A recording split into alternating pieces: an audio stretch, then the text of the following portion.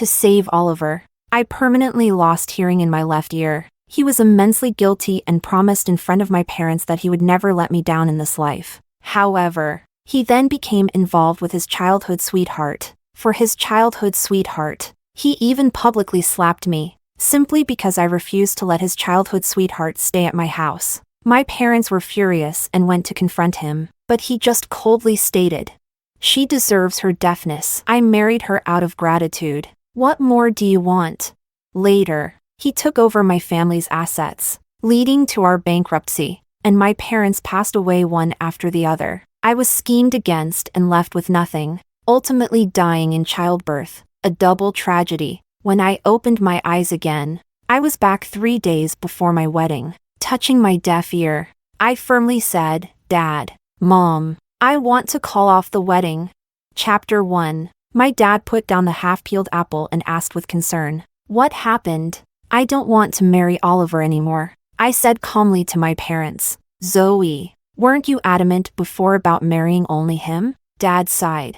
"Oliver is the boy your mother and I watched grow up. We know him well." "Exactly. And besides, you lost your hearing because of him. He already feels guilty towards you," Mom added. "He should treat you well once you're married." I shook my head. "Dad, Mom, Oliver has been messing around with his childhood sweetheart, Lisa." Upon hearing this, my parents were instantly furious. "What? That beast. How dare he?" My dad stood up abruptly, ready to storm out. I quickly held him back. "Dad, I'll handle this myself." Dad looked at me, still clearly worried, but I decided to end this cursed relationship alone. Back then, Oliver was just a poor student I sponsored, always finding excuses to get money from me. Blinded by love at the time, I would financially cover whenever his family had issues. Every time Oliver would say the money was a loan, but he never paid it back. Even the promissory note was written reluctantly, only under my father's strict insistence. Fortunately, we kept that promissory note. Now that I no longer want to marry him, it's time to settle all the accounts, one by one. At Oliver's doorstep, before I could enter, his mother's nagging voice came from inside. "Lisa is so filial, always coming to visit me. A sick person, not like that Zoe. Always so haughty." "Exactly. She thinks she's so great because she has some money." "I still prefer Sister Lisa. Only someone like her deserves to be my sister-in-law." Oliver's sister, Abigail, chimed in. "Yes. How does a deaf person deserve to enter our family? Not to mention we don't even know if her deafness is hereditary." Oliver's mother's voice carried both worry and disdain. Chapter 2. I pushed open the slightly ajar door and stepped in. "If that's the case, then let's call off the wedding." Upon entering the house, my eyes immediately caught the sight of a 24-inch family portrait on the sofa in the living room. In the portrait, Lisa is linked arm in arm with Oliver, both smiling blissfully, looking more like a family than Oliver and I ever did. Previously, it was a photo of Oliver and me that hung on this wall. I scoffed sarcastically, thinking how my sincerity had been wasted like food thrown to dogs. "Are you here to admit your mistakes?" Oliver's tone was mocking as he walked out from another room. My gaze swept over the kiss marks on his neck, which he seemed to notice. Pulling up his collar in response, a sneer formed in my eyes as I firmly declared, "I'm here to call off the engagement." Oliver's expression stiffened slightly. Then he raised an eyebrow, his tone full of impatience. "Zoe, what petty game are you playing now? All I wanted was for Lisa to live with us after the wedding, and you want to call it off over this? How petty can you be? You know that Lisa is the daughter of an old friend of my dad's. Her family has always helped ours, and now that her family is gone, what's wrong with me taking care of her? Besides, you're hard of hearing, right? She could stay with us and help take care of you, which would be great." I watched him coldly. Not to mention that my hearing isn't so bad that I need someone to look after me. Even if I really needed care, aren't the many servants in my house enough? Moreover, after being reborn, my hearing inexplicably restored itself. I even took out the cochlear implant. So, any ties that might have existed between him and me were utterly severed. Chapter 3. I looked at him coldly. "Do you not understand human language?" Hearing my words, Oliver's brow furrowed slightly. Then he leaned back on the sofa and scoffed. Zoe, the tactic of retreating to advance won't work on me. I slammed the folder in my hand down on the coffee table. Then let me tell you something that will. Here are the records of all the years I've transferred money to your family and you, along with the promissory notes your family wrote to me. Oliver opened the folder on the table, glanced at it, and his expression darkened instantly. Zoe, what are you implying? Please promptly repay the debts listed here, and don't forget to include the interest you've owed over the years. My tone was indifferent, but Oliver's face grew even darker. Zoe, are you serious? Over such a trivial matter, you bring up money? Yeah, Miss Zoe. Why so stingy? Talking about money hurts relationships. Lisa, who had walked out from another room, her cheeks flushed, stood beside Oliver, murmuring in agreement. I looked at Lisa with a hint of mockery in my voice. I'm stingy. Miss Lisa is generous. Then why doesn't Miss Lisa pay off this $5 million on their behalf? As my words fell, Lisa's eyes reddened, and she looked at me with a face full of grievance. Sister, you know my family is ordinary. I can't afford to pay off these $5 million. Are you deliberately embarrassing me? A few simple sentences made Oliver feel even more pity for Lisa. Zoe, have you not bullied Lisa enough? Is having money that impressive? Oliver, don't blame Zoe. I believe she didn't mean it. It's all my fault. I'm useless. I don't have a good family background. Lisa leaned into Oliver's arms, crying pitifully. If you don't apologize to Lisa, then get out of my house. Oliver's eyes seemed to spit fire as he looked at me, while Lisa in his arms slowly curled her lips into a smirk, showing a provocative smile towards me. Chapter 4. That smile was identical to the one she had when she caused my death in my previous life. However, this time, I wouldn't fall for her tricks. I looked at Oliver with full disdain. Oliver, you were right about one thing. Having money does make you powerful. You want me to leave. But first figure out if this house is even yours. The house Oliver's family currently resides in was bought by me initially to make his commute easier, using money from my own savings. Though Oliver's family has lived here over the years, the deed has always been in my name and hasn't been transferred yet. Upon hearing my words, Oliver's mother and Abigail's expressions changed. She tugged at Oliver, giving him a look, then turned to me with a heavy heart. Zoe, Mom knows you're a good girl. Oliver was just too concerned about Lisa, which is why he might have sounded harsh. Don't take it to heart. And let's not talk about whose house it is. A family doesn't split into two households. Oliver's mother held my hand, feigning consolation. Oliver meant well. Poor Lisa has had it tough. Our house is so big. Letting her stay for a while isn't a big deal. Besides, you work so much. Having her live with you could really help you out. She's not bothering you at all. I coldly watched Oliver's mother when I had gone deaf trying to save her son, and she cried hysterically while hugging me. She said they owed me a debt and would pay it back for the rest of their lives. If Oliver ever wronged me, she'd be the first to break his legs.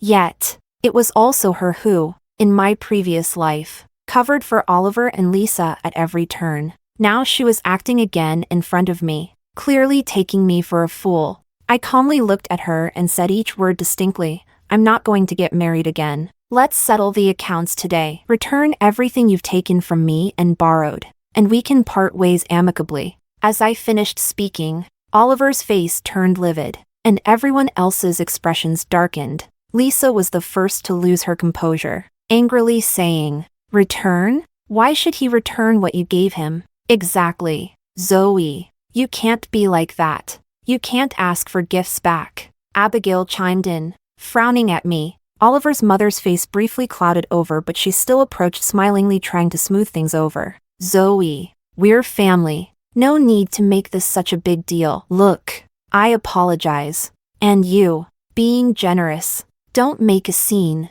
okay? As soon as his mother finished speaking, Oliver stood up furiously. Zoe, have you had enough already? Making an elder apologize to you. I folded my arms and swept a gaze over everyone present. I haven't even stepped through your family's door yet. So don't rush to label yourselves. As for those items, whether they were gifts or loans, you should know very well. If you don't want things to get ugly, Start packing your things and get out. Chapter 5. Oliver's face turned as dark as the bottom of a pot with rage. He strode forward, tightly gripping my wrist, trying to drag me out. I desperately tried to shake him off, but Oliver's strength in his fury was overwhelming, and I couldn't break free. Resigned to my fate, I was being dragged out when suddenly my wrist was freed. I looked up, curious about what had happened, and met a pair of worried eyes. "Wah, how did you get here?" I exclaimed in surprise. The newcomer was Luis,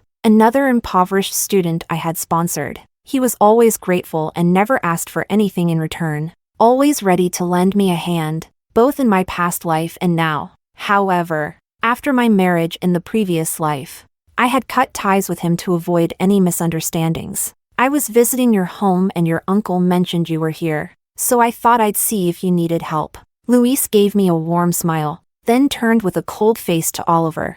"Oliver, you really haven't changed at all. Zoe is your lifesaver, your fiancée. How can you treat her like this? What happens between Zoe and me is none of your business." Oliver glanced at Luis, frowning, and surged forward to grab me again. "Zoe, come here. Stop making a scene." I stepped back and hid behind Luis, peeking out. "I'm not making a scene. I'm serious, Oliver. I will not marry you. So, return everything that's mine." As soon as I finished speaking, Luis turned his head and asked quietly, "Really?" I nodded, and a flicker of joy passed through his eyes. "Wow, Zoe, you're really something. Thinking you can bully everyone just because you have money? I'll expose all your dirty laundry. Let the whole of a city know. I'd like to see how your family can continue to stand in a city after that." Oliver, watching the intimate manner between me and Luis, spoke in a fit of pique. At that moment, Oliver's mother also came out of the house, looking at me solemnly. "The wedding is scheduled for tomorrow. The invitations have been sent out. Canceling it won't affect our family much, but your family is well known. Aren't you afraid of becoming a laughingstock? Besides, no matter how rich your family is, you're still disabled. Only our Oliver doesn't mind that about you. Listen to your mother. Don't be so temperamental." Chapter 6. Is she really thinking I'm as foolish as I was in my previous life? I coldly looked at this family. "Whether I become a laughingstock is none of your concern. Since you don't appreciate decency, I'll have to ask my lawyer to deal with you." With that said, I grabbed Luis's hand and walked away. "Zoe, if you dare walk out that door today, don't come crying tomorrow begging me to marry you." Oliver's voice, thick with anger, followed me. In my mind, I scoffed. "I'd rather be the town's joke than marry you." Luis dropped me off at the entrance of my building and then left. When I got home, I told my parents that the wedding would proceed as planned, but Luis would be the groom. My parents were shocked by the news, but ultimately they said nothing. Just when I thought about going to rest, the security guard of the villa called. "Miss, there is a gentleman here who claims to be your fiancé and wants to visit." Before the guard could finish, I cut him off. "Don't let him in. From now on, do not let anyone from Oliver's family inside." I had just hung up when shouts came from the front of the villa. "Zoe!" The familiar voice overlapped with memories of the young man I knew. I had been kidnapped once, and in my fear, I had jumped from the car and rolled into deep woods. Oliver had searched for me tirelessly for 3 days and nights. When I was found barely alive, it was his voice I heard calling to find me. He had gotten himself covered in scratches from the bushes, but he didn't care. Saying nothing was more important than my safety. But now, although it was still the same person, his heart had certainly changed. "What do you want?" I didn't open the door, just stood behind it, looking at him coldly. "Zoe, tomorrow is our wedding day, but my mom said she feels unwell, so I won't come to pick you up tomorrow. We'll meet directly at the hotel we booked. And oh, don't forget to bring some more." "I can't bring it. I'll be busy with the wedding." I interrupted him before he could finish. Oliver paused, then nodded as if it made sense. "Right, you'll be busy with the wedding. Then we'll leave that for now. Whenever Lisa needs it, she can come to our house to get it." Up to this point, Oliver probably still thought I was only threatening him and didn't believe I would actually not marry him. Hearing me mention the wedding, he assumed I meant marrying him. He smiled and said, "Then you should rest early today. We'll see each other tomorrow." I didn't say anything, and thinking I had conceded, he left filled with joy. I watched as his figure gradually disappeared and called the house cleaner to disinfect everything Oliver had touched. Chapter 7. The sky was barely light when I woke up early to get ready. My father looked at me with a worried expression. "Zoe, do you really want to marry Luis? He's a decent person, but you two don't have any emotional foundation. Personally, I think we should just cancel the wedding. It's just losing face. We won't lose a limb. We shouldn't sacrifice your lifelong happiness for the sake of appearances," my mother added, echoing my father's sentiments. I reassured them, holding each by an arm. "Don't worry. I know what I'm doing." Yesterday, when Luis dropped me off, I made a deal with him that as long as he helped me put on this act today, I'd agree to anything he wanted in the future. After all, it's just an act. Nothing to do with real happiness. Seeing my serious demeanor, my parents somewhat relaxed. Luis arrived as promised to fetch the bride, and because I had woken up so early, I started to doze off in the car. Through my drowsiness, I heard admiring voices outside. "Whose wedding is this that it's such a grand affair? Isn't that a city's Prince Luis's supercar fleet? My goodness, each car in Prince Luis's fleet is so expensive, and they're all limited editions. Normally, it's hard to even see one. And today the whole fleet has turned up?" Vaguely, I thought I heard Oliver's mother's displeased voice. "That wretched Zoe. Why hasn't she arrived yet? Lisa just said she's feeling unwell. You go in and keep her company." I became a bit more alert, rubbing my eyes. I peered through the glass window, spotting a very familiar face passing by outside. It was Oliver, his eyes filled with impatience, muttering, "Let's wait a bit longer. Today's our wedding day. She might just be stuck in traffic." Someone next to him looked doubtful, struggled for a moment, and finally spoke up. "The Zoe you're talking about. Is she the Miss Zoe of a city?" "Yes." "Then stop waiting. She won't be coming." Oliver didn't believe it, glaring at the person. "What nonsense are you spouting? Today is our big day. She's been waiting for this day for so long. There's no way she wouldn't come." The person looked exasperated, almost lost for words. But the fleet that just passed was Prince Luis's, escorting Miss Zoe. Chapter 8. A prince? Wasn't I supposed to be marrying Luis? Had there been a mix-up? The car was too comfortable, filled with a faint soothing fragrance that lulled me back to sleep. When I woke up, the convoy had already circled around Cydia twice and was pulling into the most luxurious hotel. Why did they change the venue? As I stepped out of the car, confused, I was met with a huge photograph hanging in the center of the hotel lobby, and I was completely stunned. It was a wedding photo of Luis and me. But how? I don't recall ever taking wedding photos with him. We hadn't even taken a regular photo together. Had we? I looked up at Luis and asked uncertainly, "Did we take this photo together?" Luis smiled charmingly and replied, "No, it was photoshopped." Relieved that I wasn't losing my memory, I allowed him to lead me forward. The next moment, the scene before me stunned me again, causing me to doubt my memory. I remembered choosing a traditional red wedding setup. So, what was with all this dreamy blue? I began to suspect Luis might have brought me to the wrong place. Just as I thought about stepping back to check, Luis handed me over to a group of women who seemed to be makeup artists. Judging by their attire, before I could react, they whisked me into a dressing room and started removing the red dress I was wearing. I hadn't figured out what was happening before they dressed me in a new wedding gown. The gown's bodice was embedded with glittering diamonds and pearls, shining under the lights like stars. The skirt flowed elegantly, each inch dripping with grace and luxury, the train stretching out several meters, clearly the work of a master designer and not cheap. After the makeup artists finished preparing me, they led me to wait outside the banquet hall. Bored during the wait, I couldn't help but think, this dress looked expensive. How much did Luis spend this time? I wondered if my finances were sufficient to reimburse him. As I was deep in thought, the doors to the banquet hall opened, and countless spotlights shone on me. My father, somehow, had come to stand beside me. I took his arm and slowly walked towards the man at the end of the red carpet. At that moment, I almost felt like I was genuinely getting married, not just performing a scene to save face. Luis took me from my father's hand, and together we faced the officiant to recite our vows. Luis looked deeply into my eyes as he spoke the vows, his gaze serious and earnest, not at all like he was acting. I internally remarked that it was a pity Luis wasn't an actor. He was far too committed. If I didn't know the truth, I might actually believe I was truly getting married. While lost in my thoughts, Luis stepped closer to me, knelt down, and pulled a box from his pocket. The box opened to reveal an engagement ring with a ruby as large as a pigeon's egg. He looked up at me with deep affection and asked, "Zoe, will you marry me?"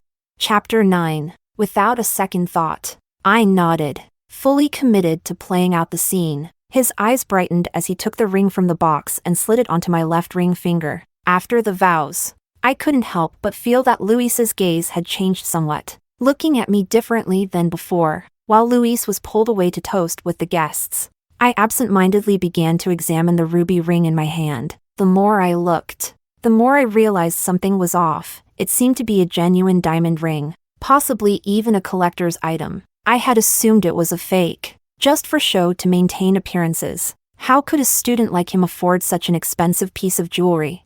After the wedding, as the crowd dispersed, I approached Luis seriously and lifted my hand to ask, "Luis, where did this ring come from?" Caught off guard by my question, Luis then took my hand in his. "It's a family heirloom, given by my mother to her future daughter-in-law." Hearing it was such a valuable family heirloom, I immediately tried to take it off, insisting I couldn't keep wearing it. But Luis caught my hand to stop me. He looked up at me and chuckled. "Zoe, haven't you realized yet? I like you, so it's perfectly fitting for you to wear this ring." I stood frozen in place for a long time, slowly coming to terms with the revelation. No wonder he was so upset when he found out I was marrying Oliver in my previous life. No wonder he visited my home so frequently, ostensibly to see my father. It wasn't just about being courteous. Noticing my stunned silence, Luis quickly became serious. "Zoe, does the promise you made yesterday still stand?" Yesterday, to get him to play along, I had agreed to fulfill one request for him. I never imagined he would bring it up under these circumstances. Still in shock, I nodded, and a look of joy flashed across Luis's face. He coughed lightly, his cheeks flushing. "I want everything today to be real, not just an act. Is that okay?" Luis looked at me with hopeful eyes, his gaze so earnest it was hard to refuse. I nodded in agreement, and many of the puzzles from my previous life began to find their answers at this moment. No wonder he had been so good to me back then. Chapter 10. Seeing me agree, Luis was elated like a child and pulled me into an embrace.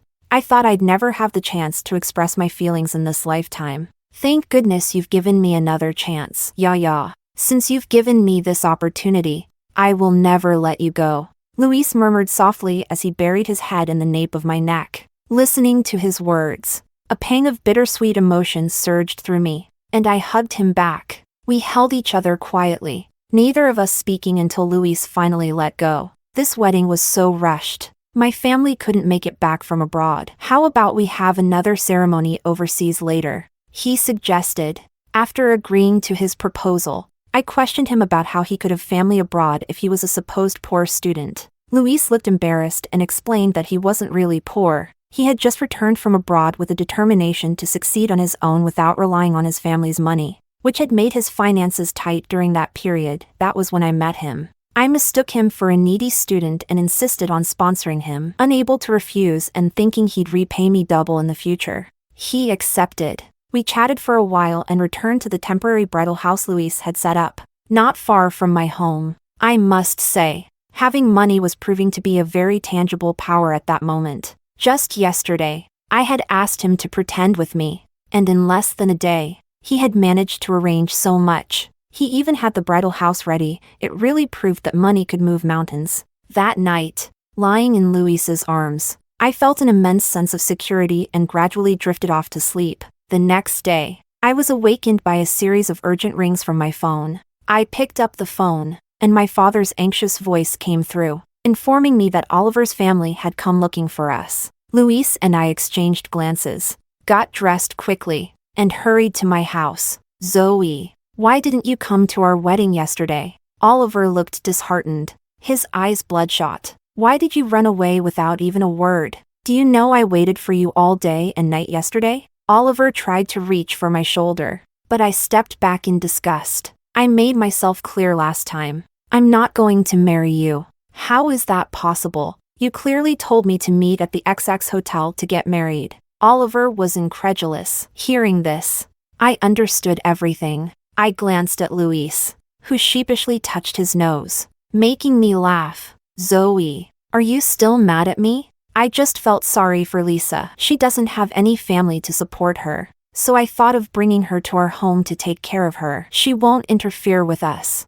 Zoe, you've done so much for me. You must have feelings for me, right? If you don't like Lisa, I can have her stay at my parents' house. You ran away yesterday for no reason, but I won't hold it against you. Let's set another date and have another ceremony. At this point, I found his words utterly ridiculous. Seeing that I didn't respond, Oliver thought I agreed and was about to pull me closer. Luis stepped forward, shielding me from Oliver. I got married yesterday. I didn't run away. Oliver, confused by my words, then smiled helplessly. Zoe, you weren't even at the wedding yesterday. How could you have gotten married? You couldn't be using reverse psychology to make me admit my mistake. There's no need for that. I told you I would marry you because I'm deaf. And I will. Seeing Oliver's presumptuous demeanor, I really didn't want to waste another word on him. At that moment, the TV in the living room was broadcasting a news story. On November 14, 2024, A City's heiress Zoe and Prince Luis held their century wedding at the XX Hotel in A City. Everyone looked towards the sound, and the TV showed me, holding flowers and slowly walking towards Luis in a 10-meter mermaid wedding dress, the lights highlighting my diamond-studded gown, making me look like a fairy descended to earth. Oliver stared at the TV, unblinking and incredulous, looking back and forth between me and Luis, shaking his head wildly. No, no, no, this must be fake. It's a doctored video. You're lying to me, right? Oliver's mother, initially shocked, then pointed at me and burst out. You little slut, dangling my son along while marrying someone else. Are you tired of my son and switched to a pretty boy? Don't even look at yourself. A deaf person also has the audacity to be so picky. Chapter 11.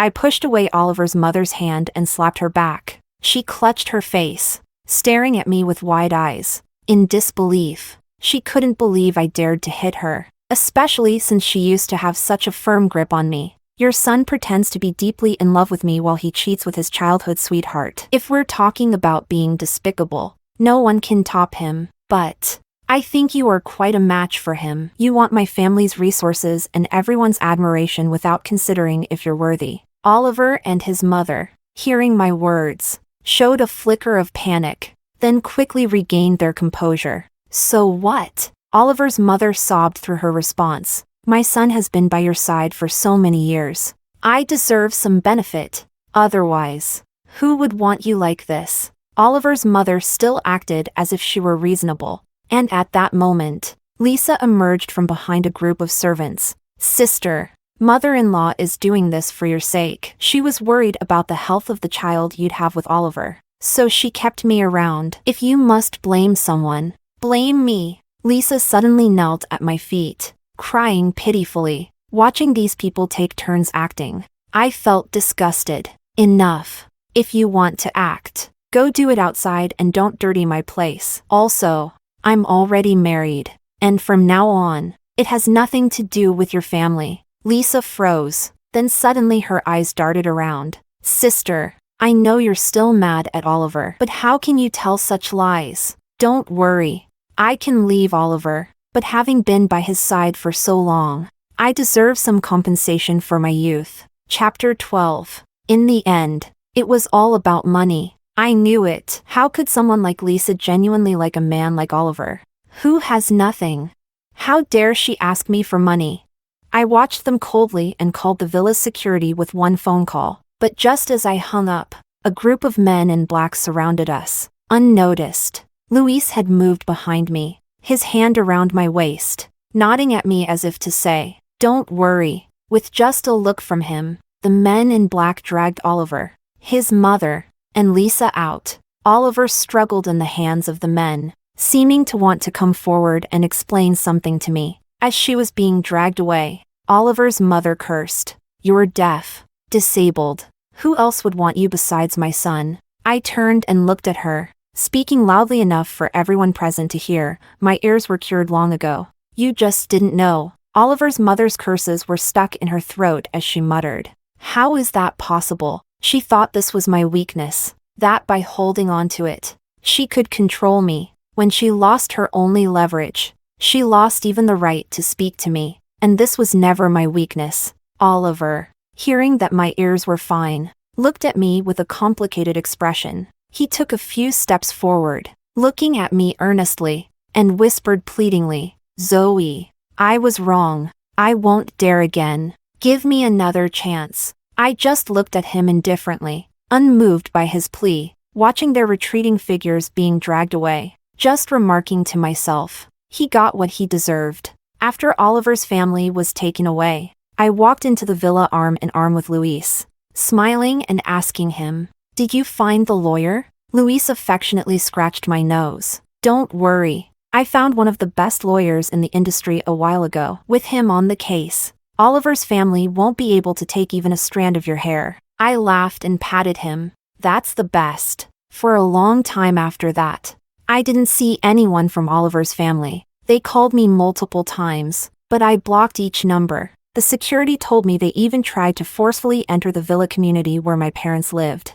but they were always stopped, eventually resorting to loitering outside the community gate. My parents were so annoyed they sold the house and moved to a community with better security. Later, I heard about their situation through the lawyer. The lawyer said that after I reclaimed my property, Oliver's family was left with nothing but debts. At first, they wanted to apologize and have Oliver woo me back, but they couldn't find me, and the pressure from the loan sharks was too intense. They had no choice but to go to their former relatives and ask them to return gifts they had given in the past. Those relatives were unwilling, and when Oliver's mother saw their reluctance, she stormed into their houses to take things. The relatives tried to stop her, and everyone ended up scuffling and in the hospital. Chapter 13. When Oliver realized there was no hope with his relatives, he suggested that Lisa sell the jewelry he had once given her to handle the emergency. Lisa, however, was not pleased and not only kept the jewelry but also took off with what little assets his family had left.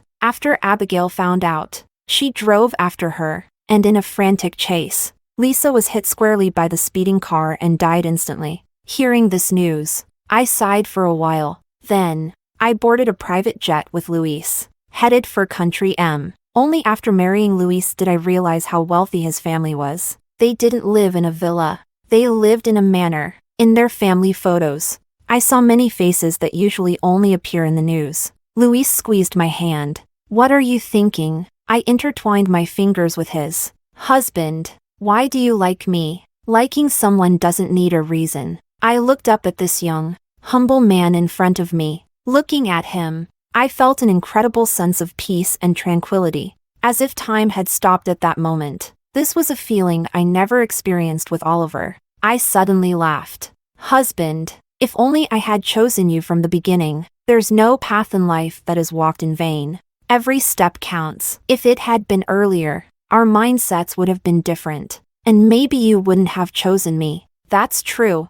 The younger me didn't understand what love is. I only knew I couldn't stand seeing people around me get hurt. So I took the blow for him, and because he said he would marry me, and I didn't dislike him, I agreed in confusion. Later, it was my parents' opposition that sparked my rebellious spirit. But now I realize I never truly loved him. Hearing this, Luis nervously cupped my face. "And what about me? What am I to you? Are you with me because I helped you? And you feel grateful?" I laughed and pulled his hands down, locking our fingers together. "My feelings for you are love, a determination to spend the rest of my life with you." Hearing this, Luis, usually so composed, blushed with excitement. We embraced tightly on the plane, as if to etch each other into our bones. At that moment, my heart felt a happiness it had never known before.